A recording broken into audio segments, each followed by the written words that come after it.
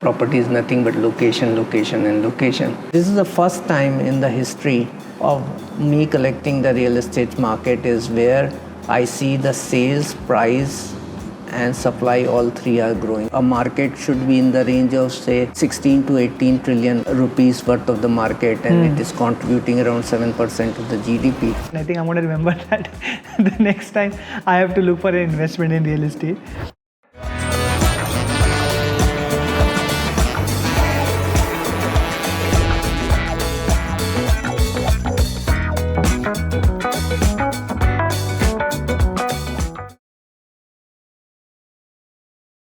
Hello and welcome to Real Advice on Real Estate, a flagship podcast by Birla Estates. My name is Nikhil Taneja, and this is where we will get real about the ups, downs, what's, whys, and trends about real estate. Today we have Mr. Pankaj Kapoor, who is the founder of Liazes for Us, a thought leader in real estate research and analytics. With over 20 years of experience, Mr. Kapoor has redefined the way we perceive market dynamics by introducing transparent and data-driven insights.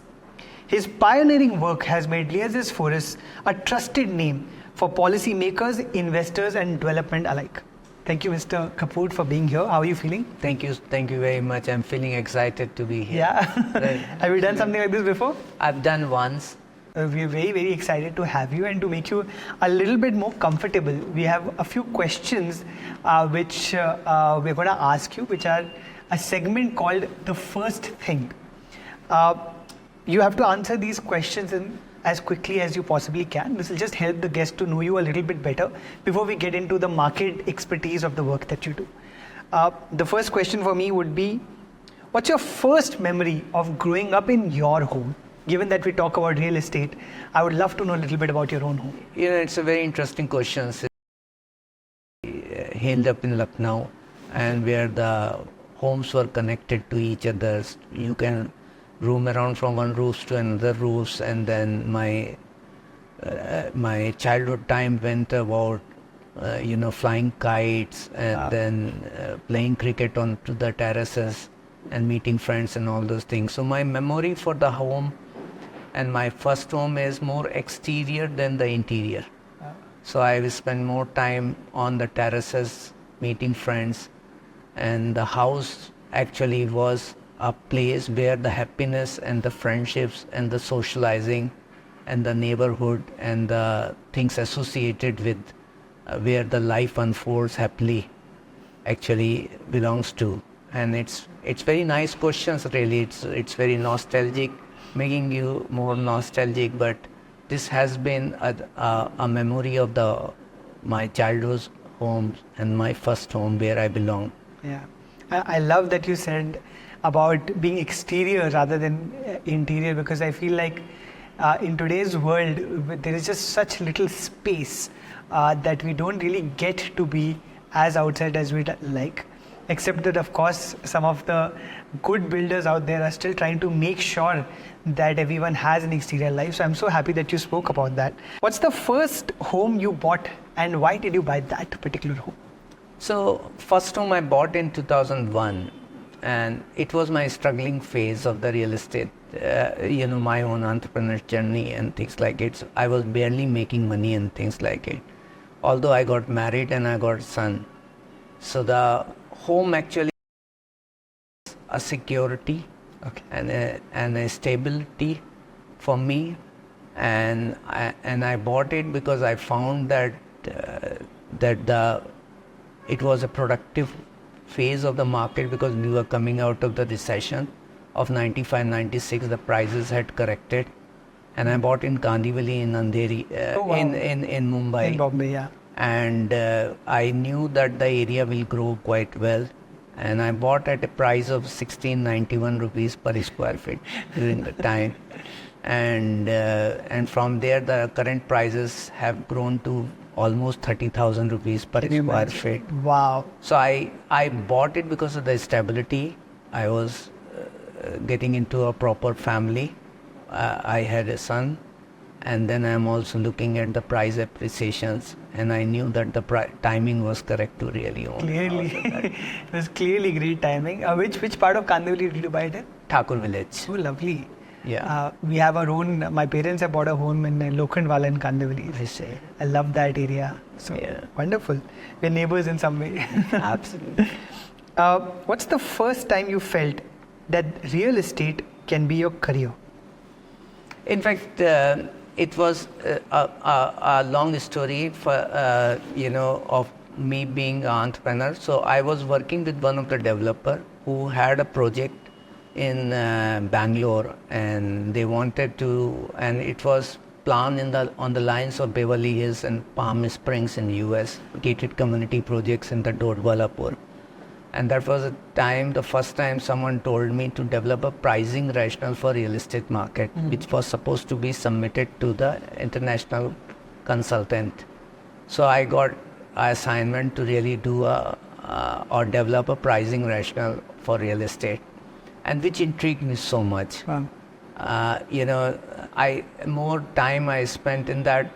So the real estate actually is the very unique product in the world, and which different, and its immobility differentiates its any other product in the world, because rest all the products are mobile. So you buy a phone and you can carry the phone, but when you buy a house, you get yourself exported to house rather than you carry the house. So it is very contextual. So you actually don't buy a product, you buy a package. You buy a location, you buy infrastructure, you buy a neighborhood, you buy securities, insecurities, and many other things which comes along with that. And that intrigued me so much. And I realized one thing, although it's a space which has a coordinate and it has its interactability, but it is the least studied segment in the real estate. So if you look at हम Mars में पहुंच गए, हम moon पे पहुंच गए, हमने चंद्रयान पहुंचा दिया, सब कुछ कर दिया, तो हम आउटर स्पेस पे तो जल्दी पहुंच रहे हैं, लेकिन हमने अभी इनर स्पेस की स्टडी में इतना ध्यान नहीं दिया. So I just realized it's highly underserved industry. Correct. And that is where, and it's very mesmerizing. And you see that the city have a patterns. There is a reason for their establishment. There's a reason for its constitutions. There are factors really which works together. And when the broker sells you property, he says that property is nothing but location, location, and location. And you ask them what these three locations are, and people don't have really answers. They may be having answers in the subconscious mind and things like it. And I started figuring out like which are the factors, what is influencing, why I'm buying in which place, how the urban setting gets really formed, why there is an order, how is the price pattern, why from south to the north the price has a declining trends in Mumbai, why the cities are like an ink blot, why it is circular, why Mumbai is not circular. So some of these patterns and all those things has intrigued me so much that I actually last 30 years spent time researching it, built in a couple of theories, which is predicting current prices as well as future price. And I find that real estate is very predictable. Interesting. Very predictable. Yeah. I mean, you find it predictable because you have you've created and built an expertise in it, which is what we actually are here to hear from you. But I loved so much of what you said. This term of location. I think I'm going to remember that the next time I have to look for an investment in real estate. Let me finally ask you in this segment, what's the first time you felt proud of working in this career, in this area of expertise? I'm saying that all through my journey has been and very greatly supported by first the developer community and then the mortgage industry's players and things like it. Yeah. And although it has been a struggling phase, because when I started, no one needed a research and the data because everything used to get sold. We had limitations of supply, and then the demand itself was way too high that builder never needed a research and data and many other things. I continued living in my pursuit, in my search and the research, and that is where continuity remained. But all through the kind of appreciations you get for the work from the industries, sitting across to you, doing a podcast for Birla itself is a very prestigious thing, is someone choosing me. And so it has been a proud moment all through the journey, and it is still a proud moment sitting across and talking to you. Well, that's very kind of you, sir, and we are so grateful to have you on our podcast, given the expertise you have in this domain that not everybody has. And speaking to that, because आपने बोला भी that when you started off, no one really had an understanding of what you're doing with research and data. So let me actually ask you this, and I love asking this question to every guest on the podcast. How would you explain what you do, which is obviously very complex and nuanced, to a 12th grader or 12th? Let me just rephrase that. How would you explain what you do to a 12-year-old kid? See, I've been collecting data, and with certain hypotheses that I'm looking at these data to answer some research questions. Okay. And these data actually became a byproduct to solve some questions of various market participants who are developers, who are lenders, who are individuals who are buying the property. So they look at, the individuals looks at these data to identify which is the best house, is it a right time of the purchasing the property, and what could be the risk related to the builders, micro market, with the location will develop or not develop, what kind of influence, where should I purchase, why I should purchase. So these are some of these answers which is answered through these particular data. Banks, HFCs and lenders use it to identify the mortgage opportunities, like which are the selling projects, micro markets, builders, so that they can reach out to them to secure the business. Sir, I'm assuming आप जिन 12 साल के लोगों से बात करते हो बहुत ही ज़्यादा intelligent है, because your explanation is it's fantastic. I doubt a young kid is going to understand, but I suppose that also speaks to the work you do. It is complex. It's not simple work, and you have a domain expertise that many of us lack, and that's what makes you where you have reached. That's what's helped you reach where you have in your career.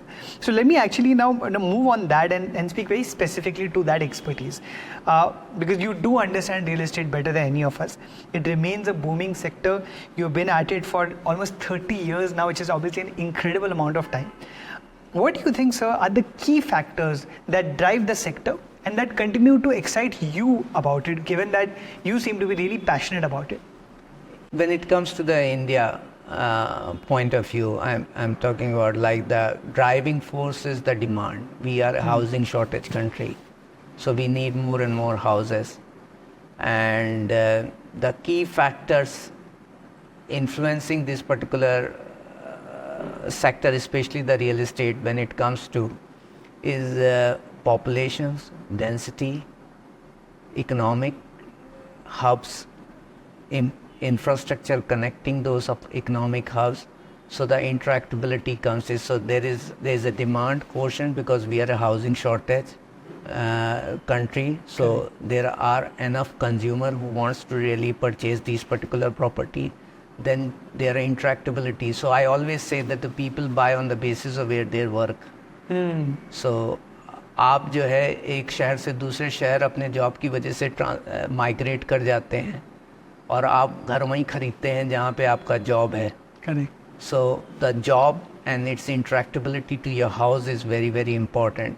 And more than your house, your own job, आप थोड़ी सी tolerance बढ़ा लेंगे, लेकिन अगर आपकी wife भी काम कर रही हैं तो आप ज़्यादा प्रेफरेंसेस अपनी वाइफ के वर्क स्पेस को देंगे. देन आपका चिल्ड्रंस हैं तो उनका स्कूल है, कॉलेज है, तो उनके आपकी लाइफ के कनेक्टेड बहुत सारे जो फैक्टर्स हैं उसको इंटरेक्ट करने वाले जो और उसकी इंटरेक्टेबिलिटी की बेसिस से के घर का चुनाव होता है. और उसके बाद ये होता है कि इंफ्रास्ट्रक्चर जो है वो कैसा डेवलप्ड हो रहा है, सोशल फिज़िकल इंफ्रास्ट्रक्चर, जिससे आपकी इम्प्रूवमेंट कनेक्टिविटी सब कुछ बढ़ती रहती है. तो ये सारे फैक्टर्स होते हैं. सो ये डिमांड साइड फैक्टर्स हो गए. प्राइस साइड भी ज़्यादातर यही फैक्टर होते हैं कि आपकी डेंसिटी कितनी ज़्यादा है लोकेशन पे. तो मैं हमेशा कहता हूँ लैंड का जो वैल्यू है वो weight on people on land है. सॉरी वापस बोलेंगे. So land should be valued based on the weight on people on the land. Interesting. So और जितने रिच लोग होंगे उस लैंड के ऊपर उतना ज़्यादा उसका भाव होगा. तो एक्चुअली बड़ा सिंपल है कि लैंड का भाव कैसे डिटरमाइंड होना चाहिए कि अगर आप पेडर रोड पे चले जाइए तो वहाँ पे ज़्यादा एफ्लुएंट पीपल रहते हैं तो वहाँ की लैंड का भाव बहुत ज़्यादा होगा. और आप बाहर चले जाइए एक्सटीरियर्स में चले जाइए तो आपको देखेंगे वहाँ की लैंड का भाव कम होता चला जाता है क्योंकि और वहाँ पे क्योंकि लोअर डेंसिटी होती है. तो एक ये डेंसिटी का फैक्टर हो जाता है. और ये डेंसिटी क्रिएट होती है आपके इकोनॉमिक हब्स के बेसिस के ऊपर, जोग्राफिकल एट्रीब्यूट्स के बेसिस के ऊपर, उसकी इंटरेक्टेबिलिटी के ऊपर. Which of the factors is something that excites you the most about this sector? We have had a problem of affordability in the real estate sector. So if you look at it, like largely because the city got expanded because of the price rather than infrastructure in past. So अगर आपको affordable housing करना होता चाहिए तो आप 80 kilometre 90 kilometre अपने job से जाना पड़ेगा और वहाँ आप रह नहीं सकते. तो इंफ्रास्ट्रक्चर जो है वो मुझे सबसे ज़्यादा एक्साइट कर रहा है जो अभी चालू हुआ है यहाँ पे. और जिस तरीके का इकोनॉमिक डिस्पर्शन चालू होगा. पहले सिटी जो है वो कॉन्सेंट्रिक सर्किल में बनती रहती थी और हायर डेंसिटी होती रहती थी क्योंकि हर आदमी अपने जॉब के पास आना चाहता है तो वहाँ डिमांड ज़्यादा बढ़ती रहती है. बट अभी इंफ्रास्ट्रक्चर कनेक्टिविटी की वजह से हमने ज़्यादा लैंड कनेक्ट कर दी. तो मैं एक बड़ा सिंपल एग्जांपल सोचता हूँ कि क्यों एक्साइट कर रहा है. एक Mumbai Nhava Sheva that trans harbour bridge जो बन करके आया जिसने शिवरी को नवी मुंबई से कनेक्ट किया. 20 किलोमीटर का ब्रिज है. पहले आपको लोअर परेल या वर्ली से आपको उल्वे जाने में करीब 2-2.5 घंटे लगते थे. बहुत ज़्यादा. आज मैं शिवरी पे खड़ा हूँ और शिवरी पे मैं कुछ एक प्रोजेक्ट देख रहा था जिसकी वैल्यू करीब 3 BHK 12 करोड़ की थी. वाह. ओके. फिर मैंने सोचा कि खाना खा लूँ. वक्त बहुत हो गया तो लंच का समय था तो मैंने रेस्टोरेंट ढूंढने की कोशिश की तो मुझे रेस्टोरेंट नहीं दिख रहे थे आजू बाजू में अच्छे. तो मैंने सोचा ट्रांस हार्बर पकड़ करके मैं उल्वे जाके खाना खा लेता हूँ. तो मैं ट्रांस हार्बर पकड़ कर उल्वे गया और मैं 20 मिनट में पहुंच गया. जिसको पहुंचने में करीब पहले 2 घंटे 2.5 घंटे लग रहे थे अब मैं वहां पे 20 मिनट में पहुंच गया. फिर क्वेश्चंस बहुत सारे उभरने लगे मन के अंदर कि मैं 12 करोड़ का घर शिवरी में क्यों खरीदूं जब मैं 2 करोड़ और 2.5 करोड़ में 4 BHK उल्वे में खरीद सकता हूं जो 20 मिनट में मुझे पहुंचा देगा. सो ये जो ट्रांसफॉर्मेशंस होगा रियल एस्टेट सेक्टर के अंदर जिससे आपने लैंड की एफिशिएंसीज बढ़ा दी, आपने मोर लैंड कनेक्ट कर दी जिसमें आपका डिमांड का परकोलेशंस एक जगह से दूसरे जगह पे शिफ्ट होगा. क्योंकि आप 2-3 फैक्टर के ऊपर आपकी अफोर्डेबिलिटी डिफाइन करती है कि आप कहाँ एलिजिबल हैं घर खरीदने के लिए. बिल्कुल. तो आपकी एलिजिबिलिटी इम्प्रूव हो रही है एक कम शॉर्ट पीरियड में. आप अगर लोअर परेल में काम कर रहे हैं फिर भी आप उल्वे में जाके रह सकते हैं. पहले ये नहीं हो सकता था. तो ये जो आस्पेक्ट्स है इंफ्रास्ट्रक्चर एंड कनेक्टिविटी ये सबसे ज़्यादा मुझको जो है वो एक्साइट करती हैं. I fully agree. I think जिस तरीके से fortunately over the last many years we've seen India grow and the India story grow, I think that also makes any investor or homeowner or potential homeowner also feel very excited about this sector because आप you want to put your roots, जैसे आपने बोला भी था initially कि आप घर के आसपास अपनी दुनिया build करते हो. And I love what you said. I think it's something that all of us are excited about. So I want to ask, what do you think about residential performance? Because we are talking about the growth of India's economy and the growing aspirations because of that. But are there any sub-segments, any topologies or any regions that you find doing specifically well, particularly when it comes to residential? So residential, if you look at, has been a growth story post-COVID. Correct. And why COVID? Because during the COVID time, we got the prices and affordabilities parity, which was as good as of 2004, 2005. 2017, we got a reset for the real estate industry. We saw the RERA coming in. Correct. We saw changes into and the reforms taking place in terms of housing policies and many other things. And because of that, we saw a stagnancy in the prices from 2016 till 2021. And the COVID actually came as a blessing in disguise. That is where the consumer came in, because it was a time where the price and affordability was having a parity. Interest rate also came in. So we have seen a absolutely great phase of this. So from 2018 right now, we have doubled the sales. Wow. Virtually at all India level. If you look Wow. at, we are doing close to 6 lakh crore rupees worth of the builder sales. And same thing is, and builder market is just 1/3 of the overall market.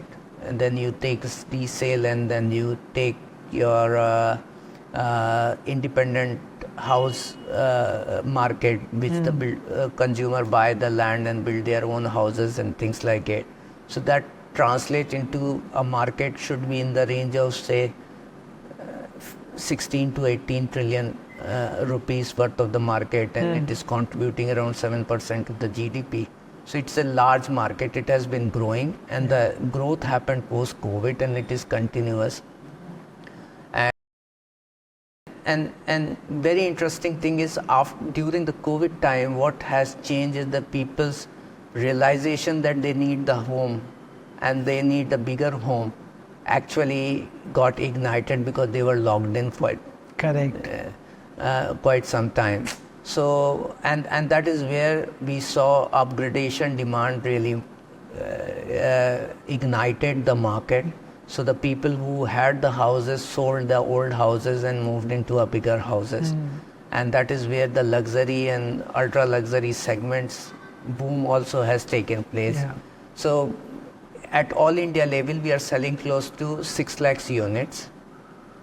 30% of the unit contributes luxury and ultra luxury, which is over 2 crore properties, 2 crore ticket size property. But in terms of the value, it contributes 70%. So that clearly indicates that the luxury, ultra luxury was a fashion of the market. But otherwise, the market is in the form of the trapezium.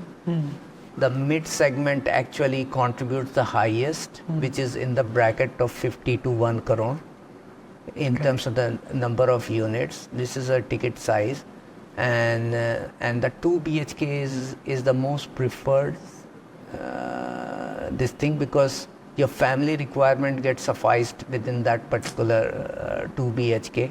1 BHK is a striver, so the first time home buyer, the one who can't afford a 2 BHK, compromises to live into a 1 BHK, and 3 BHK, 4 BHK is mostly upgradation demand, and that's also is growing right now. So right now 2 BHK, 3 BHK, 4 BHK and 1 BHK. This is my rank order in terms of the typology. So you said 2 BHK, 3 BHK, 4 BHK and then 1 BHK in terms of demand. Yeah, so right now, otherwise it happens 2 BHK, 3 BHK and 1 BHK.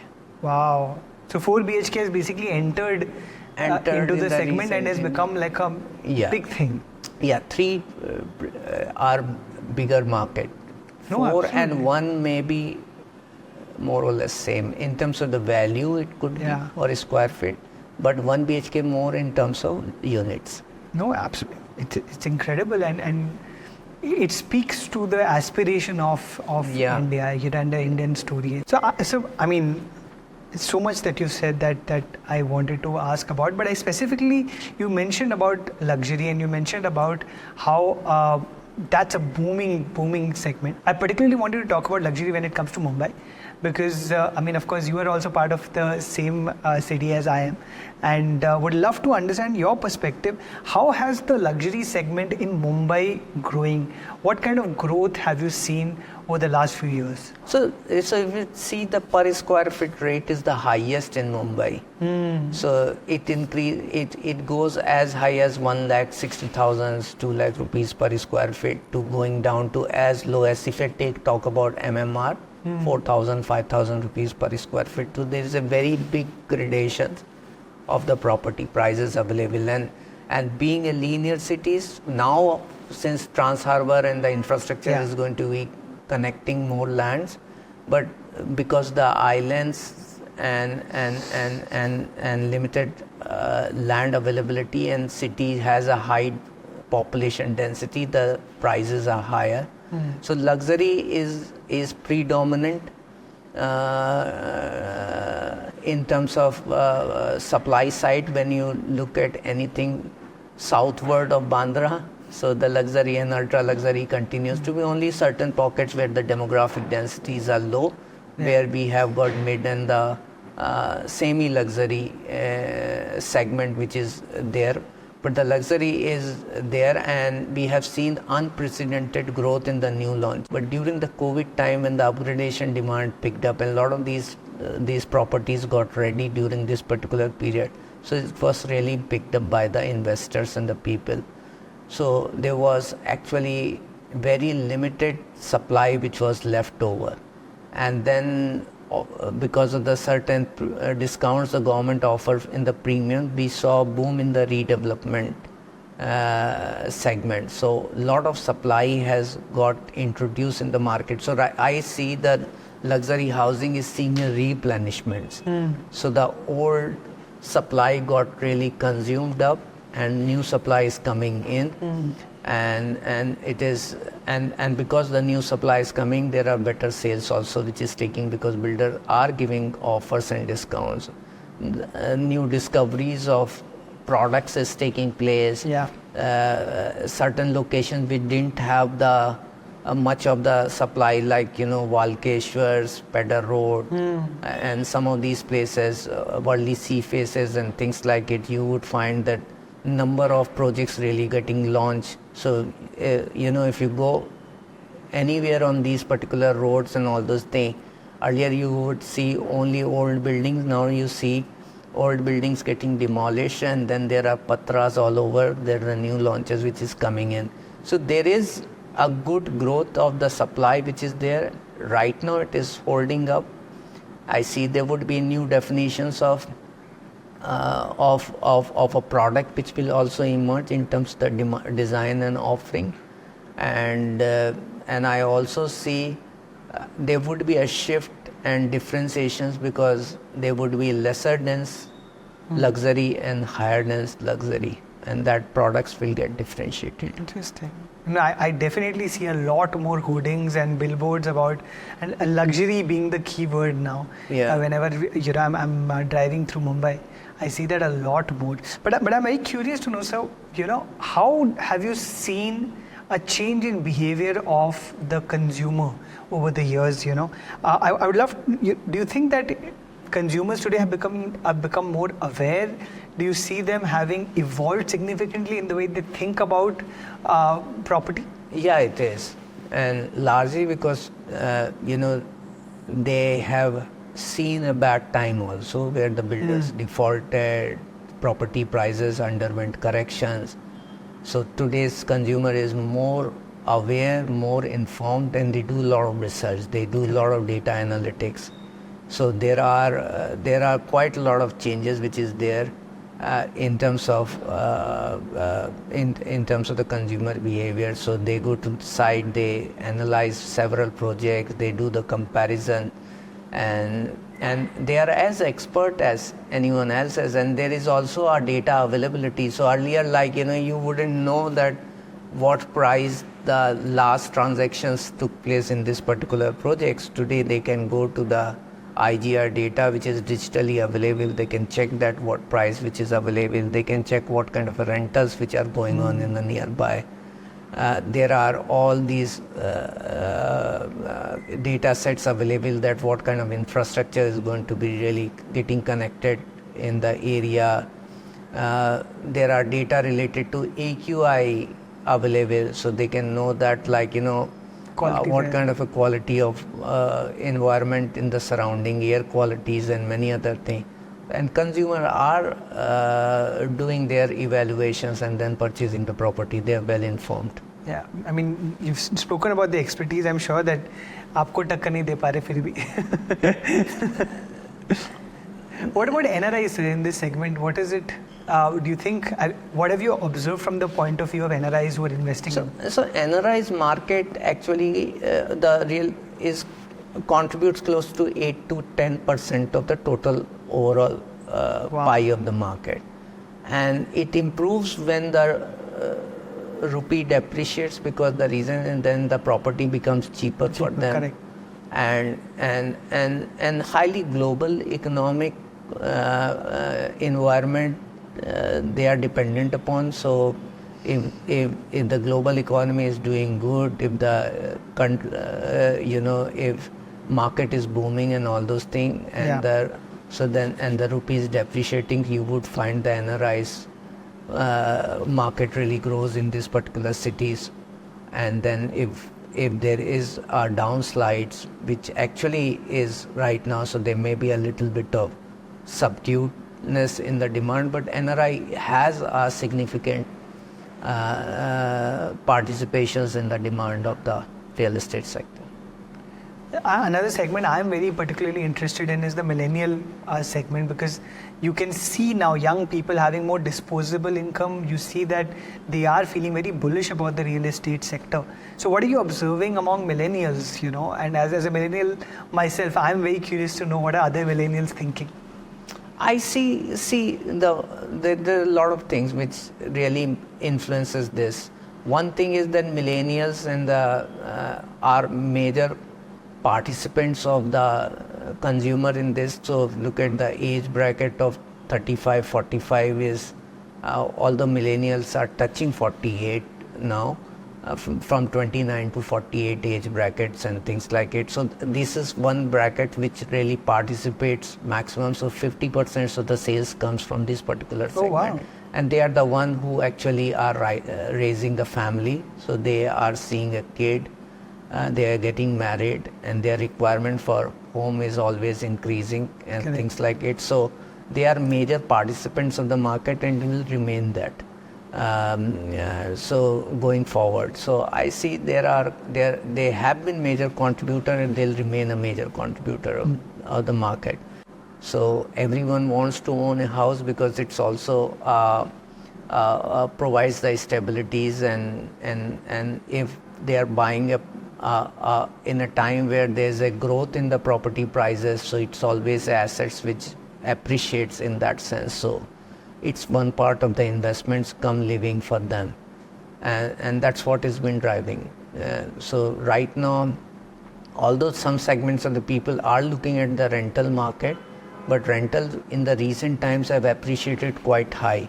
So it would make sense for them to really choose, if they can afford, to consider buying rather than renting. So basically buying and paying EMI versus paying that in rent. Rent, yeah. That's a good tip. I'm going to consider that. Do you see that from previous generations in this income bracket, millennials today are being a little bit more bullish? Are you seeing them buying more than their same age bracket in other generations before?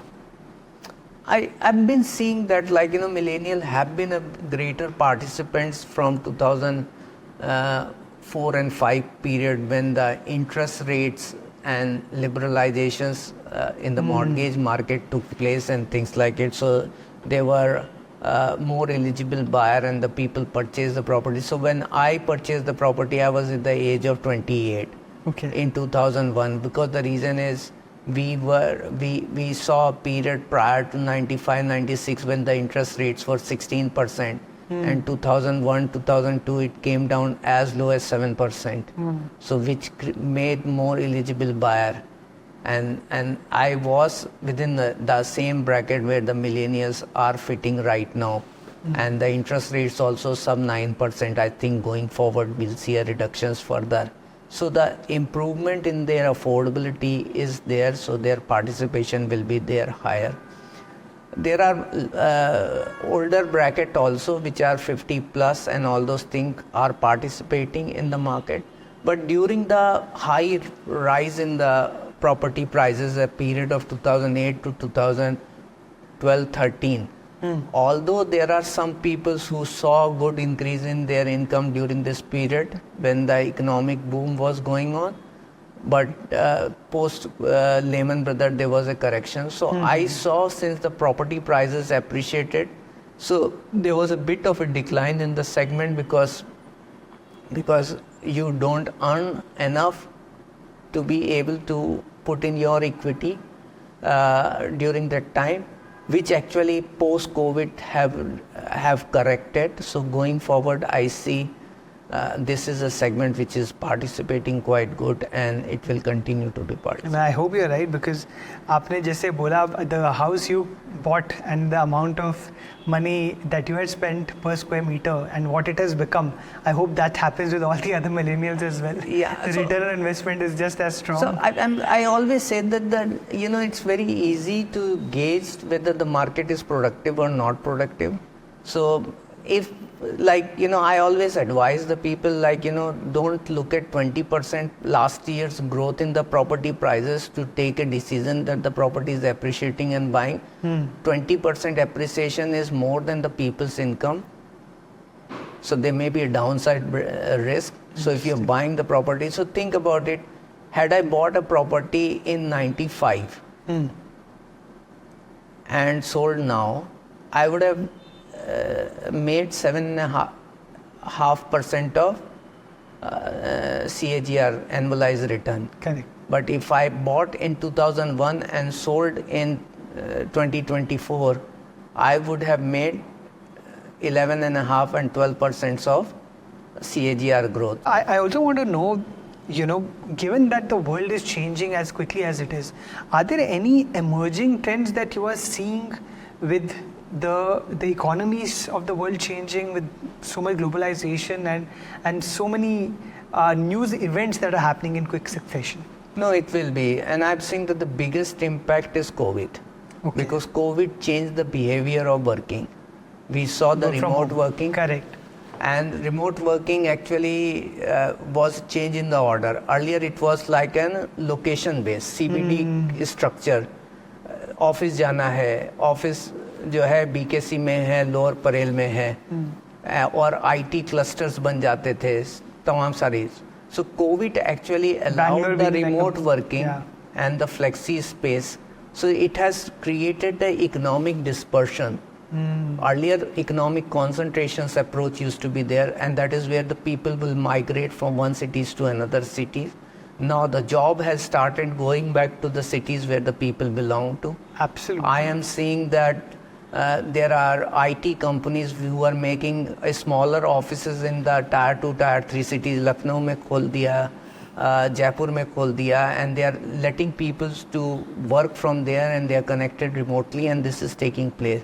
So this is going to change the order of behavior of real estate sectors also, because we'll see maybe out migrations or the lesser amount of migrations in the larger cities, so the smaller cities may really grow. We are seeing the bigger cities getting connected through the intercities infrastructures and all those things like Trans Harbour, metro linkages and all those things, which will open up peripheral areas. You can reach farther distance in the and lesser time period. So you will see the suburban market dynamics will emerge going forward. So this is what is the transformations which we are seeing, that apart from that, the people's the liking or requirement for the design will also change. So they would probably be needing a working space in their houses. Absolutely. Secluded spaces. Everyone has one now. That is something which is there. They wouldn't mind living little farther, having those good connectivities and things like it. So I'm saying that this is what is transforming. Technology is going to really play a big role going forward. So I see economic dispersions is changing the design and the behavior of the consumer big way. Now, everything that you were saying, I was actually relating so much with that, because that's been the thing that's been going on in my own mind since COVID, about how do I really need to be staying in the same city as the work? Can there be, if with hyper connectivity, can you actually be working out of another city and then coming to work? Especially if you're coming, for example, for certain weekdays, or for that matter, can you be staying in areas where you work 3 days from home and then 2 days you work from an office space? So you're absolutely right. And a lot of things have changed. So if you look at earlier, we would spend, if we have one meeting in Delhi, a person will go from Mumbai to Delhi, and for one meeting he'll spend 1.5 day and all these things. Now most of our meeting is happening through Zoom, which is changing the order. Absolutely. So basis this, what are the observations that, or any prediction that you think 10 years from now, what will this sector look like? The city would have different micro markets where you have a good nominal growth prospects. That means the property prices are fairly priced today, and good infrastructure connectivity will give you a fillip further because of the improvement in the travel time. So if you consider these two things, so there would be a good growth in the property prices. Technology will play a good role. So I love what you said, because I think you are validating a lot of the hypotheses I also had about the sector. And I'm also feeling very confident about living in a world where possibly we don't have to get stuck to dense work environment and areas, but are able to freely move around. And I think that's what the growth of this sector is going to enable. But you also mentioned technology, and I'm very curious to know, given the rise of data, AI, technology, AI is like the buzzword everywhere right now. How do you see that impacting a market like ours, an economy like ours in India? Do you think that it will see a certain kind of mass adoption? It will. I'm saying that if you see the ChatGPT is almost part of almost everyone who is writing emails to even the poems. So question is that AI is going to really solve a lot of questions and hypotheses people will have. So there are several questions in the minds of the consumer. Will this particular developer deliver in time or not? Interesting. Whether the location will grow or not. So you'll be writing these questions once the data is available. And I'm saying that technology is data. So if we see that in the real estate sector, we didn't have the data. So I was the first person to start accumulating data for real estate, but now a lot of data is getting digitized, which will be available. And the real estate requires layers of the data. It is not like, just kitna maal ban raha hai, kitna bik raha hai, aur kya price hai. People won't really look at that, how infrastructure is going to be connected, what kind of legal, technical due diligences, what kind of a market dynamics, whether the price is fair or not fair. If I'm buying this property, how much it will appreciate, what kind of price correction risk, what kind of environmental factors. तो कल यहाँ पे flood तो नहीं आ जाएगा, ये डूब तो नहीं जाएगी. How is going to be the AQI? People are more conscious towards the green buildings and the environment oriented, and that's largely because of the more communication which is taking place through podcast and many other things. People are more aware, and which is also transforming. So there would be a layers, and AI is going to really play a big role because it will be connecting these layers. Today, everything is in silos. So there are some where the data is related to the transaction. There's somewhere related to the legalities. There is somewhere people are highly dependent upon the locals to help them and all those things. And then at the end of it, they take their gut feel basis and they get stalled, stuck up with the projects and things like it.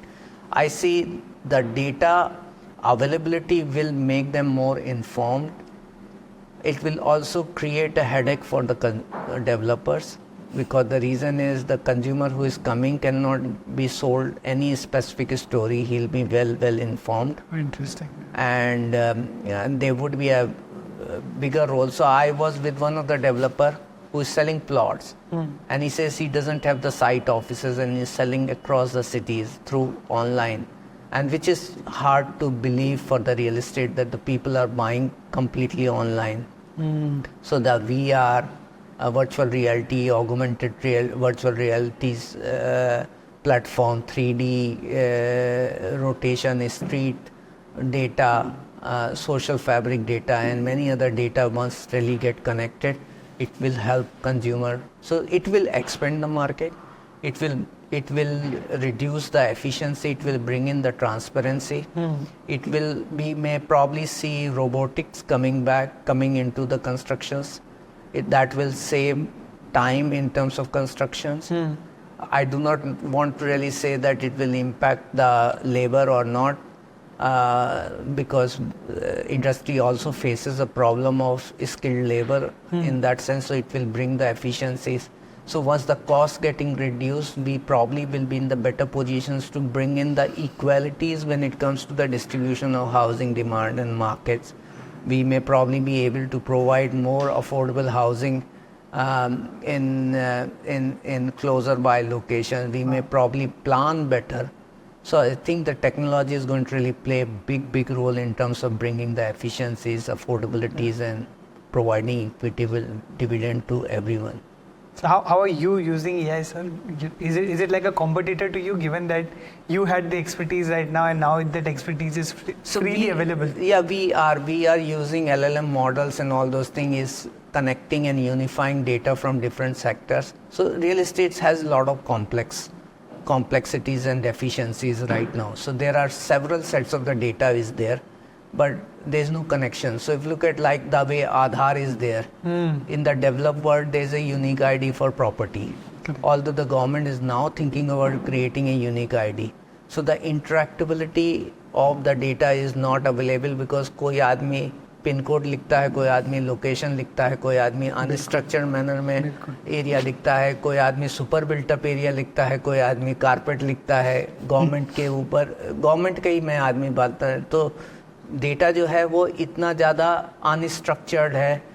AI is helping us in cleaning the data, is helping us in translating data, connecting data, geocoding that particular data so that we can start really seeing where the truth lies.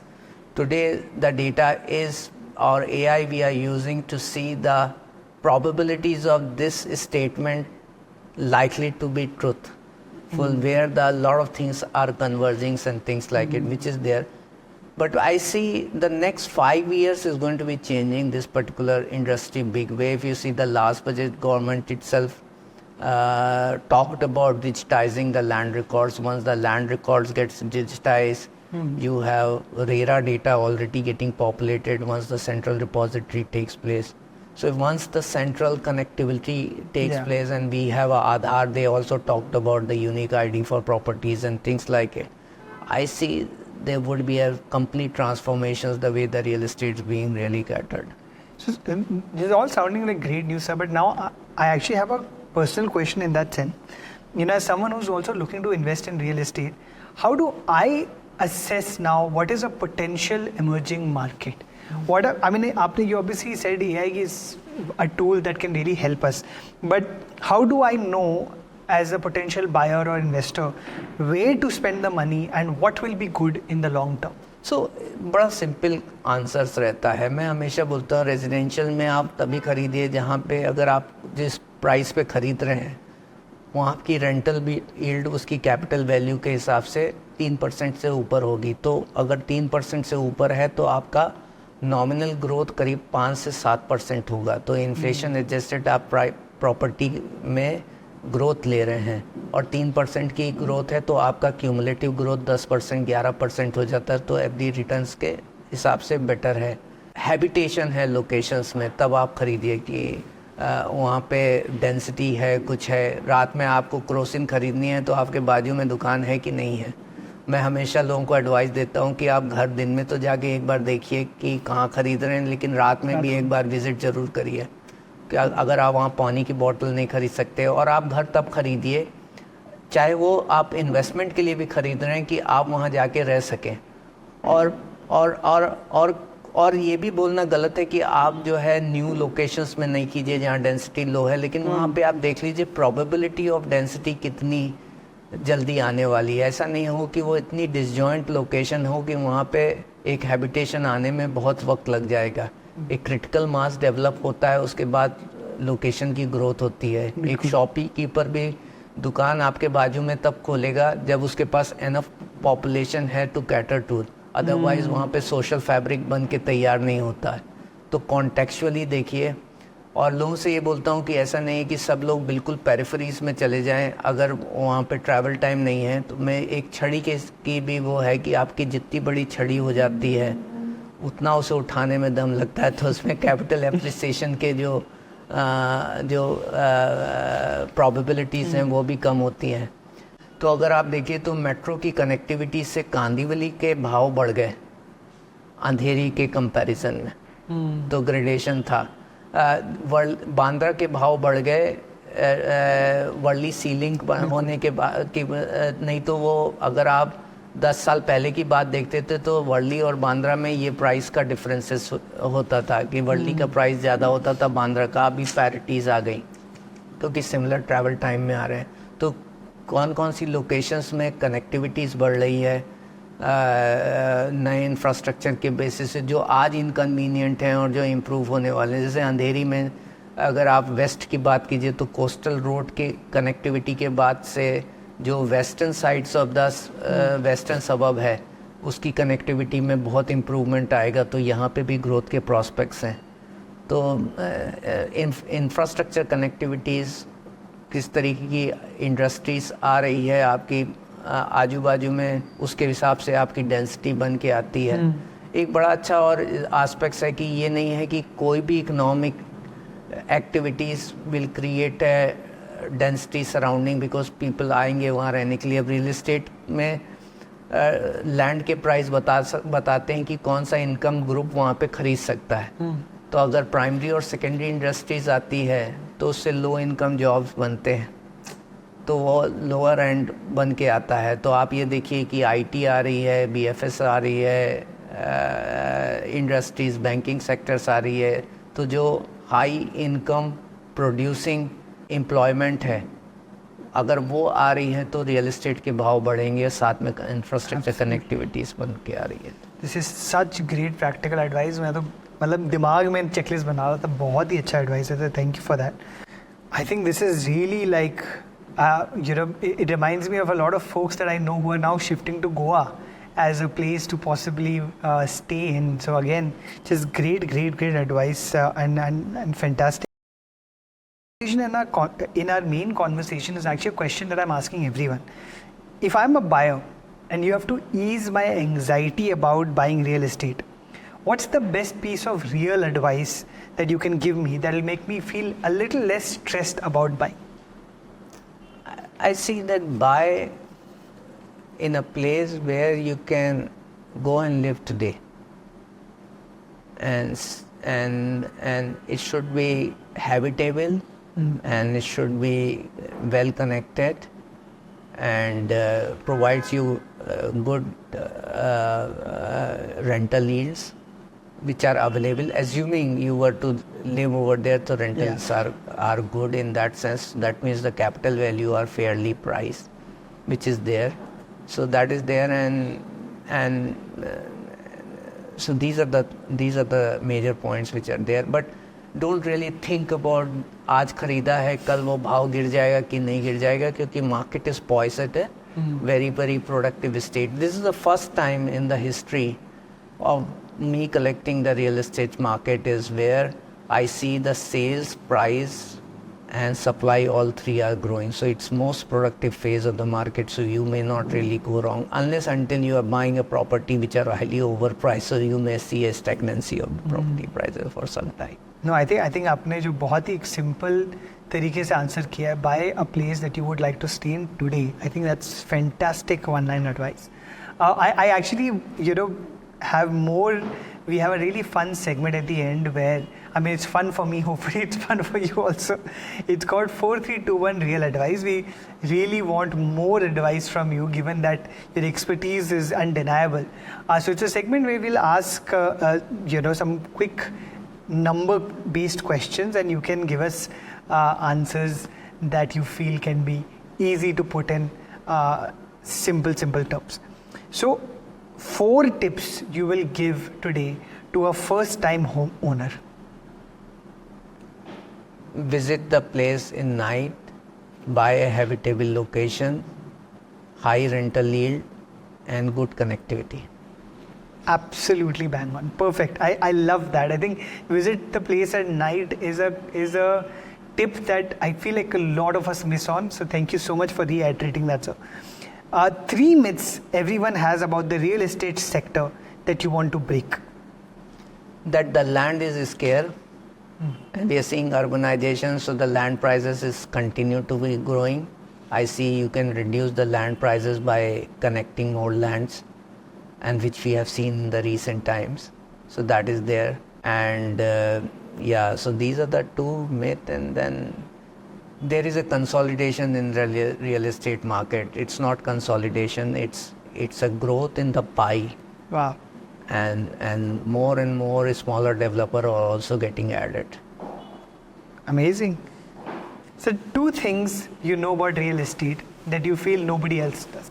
2 things. So I'm saying that it's very hard for me to say that I know the things which others would not really know. I actually are sensing more through vectorizing the data, and I see there is a science under which the real estate really behaves and works. There's no haphazard and irrational things. The one who have tried actually failed, and most of the times I really give example to the people that everyone knows real estate. Yeah. That if you were to build a Burj Dubai in Worli, what should be the price of the property? Any guess? Today? I mean, I don't even know. Anything, any guess? 2 lakhs, 3 lakhs rupees per square feet. Probably more than that. Right? Yeah, 4 lakh rupees. But if you remove that particular Burj Dubai from Worli and put up in Vasai Virar, what would be the price? Much lesser. Why? The product is same. So real estate is not just a product. It has a contextual aspects which everyone subconsciously works. So I'm saying that everyone knows it. I don't really claim that I know more than anyone else. So, but you don't just have the right answers, you also have the right questions. I see that. And I think that's probably what you know better than the rest of us. So finally, one real advice that someone else gave you that you've not been able to forget. Someone told me that always buy the property which is beyond your reach. Although I'm not able to really give to others. Interesting. Shah Rukh Khan apparently told that to Rajkumar Rao. We've seen that as a trending news item. Yeah. Yeah. So, but it is some way I feel truth. Because the reason is after buying the property, the consumer dissonance comes back and says that I wish I would have bought one more room. So true. So true. No, thank you, sir. I think this advice and all the real advice that you've given us today has been absolutely enormously helpful to not just me as a host, but I would imagine everybody watching this. There is such a wealth of information and knowledge that you have that I think today I feel a little bit more of I wouldn't say an expert, but at least an amateur expert in the field after talking to you. Some great advice and a great optimism about this sector that I feel after talking to you, and ultimately everything comes back from what I understand about just being more aware and just having a better understanding of what you're getting into. There are more options today than there were ever before, and if we are able to take those options, put a mind to what we want and why we want it, I think it's not very complicated to get into real estate. So I think thank you for simplifying our understanding of real estate through all the incredible work you've done in the last 30 years. Thank you very much. Thank you so much. So great to have you here. And that's a wrap for today's episode. I am learning so much from this entire series and getting to dive into these incredible real estate topics. If you are hungry for more too, we have got you covered. Head over to birlaestates.com/real advice. It's packed with everything you need to know about real estate. It's got a blog, a chatbot to answer your burning questions, and so much more. Keep an ear out for our upcoming podcast too. We've got some exciting episodes in the pipeline. Thank you so much for tuning in. This is Nikhil Taneja signing off. Until next time, keep exploring the fascinating world of real estate.